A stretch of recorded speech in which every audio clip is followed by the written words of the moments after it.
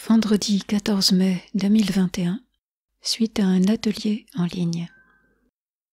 Marie, comment puis-je améliorer l'enracinage et l'ancrage? Car apparemment cela me fait parfois défaut, comme à beaucoup de personnes. C'est une excellente question. Oui, beaucoup d'êtres souffrent de ce défaut. Cela est dû en grande partie à votre mode de vie, coupé de la vie au grand air, de la vie naturelle, de l'absence de physicalité, de se coltiner avec la matière dense. Il y a souvent aussi un contentieux inconscient avec tout ce qui est matériel, une crainte d'y perdre son âme. Les polarités ont tellement été diabolisées, stigmatisées. Ce qui est d'ordre terrestre est vu comme mauvais, comme synonyme de chute, de péché, voire de punition. Et non, l'incarnation n'est pas la punition de fautes graves ou de manquements à la loi divine. Cela fait partie du processus d'évolution d'une âme. Ce passage par la densité est un accélérateur, car il permet de voir et d'observer comment s'appliquent les lois qui président à toute création.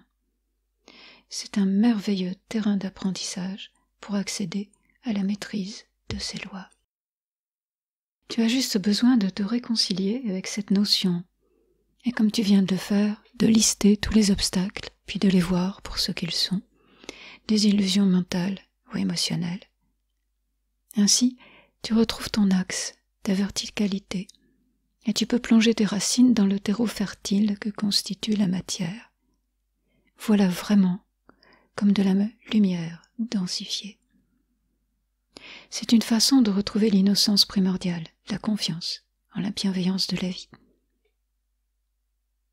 Vois comme tu te sens bien au contact de la nature, comme tu te sens vivante au milieu de la verdure, des arbres, des fleurs, de l'herbe, et au bord de la rivière ou de la mer. Quand tes pieds nus foulent le sol ou le sable, respire, marche, contemple, et tu seras enraciné, ancré, vertical, solide comme l'enroc.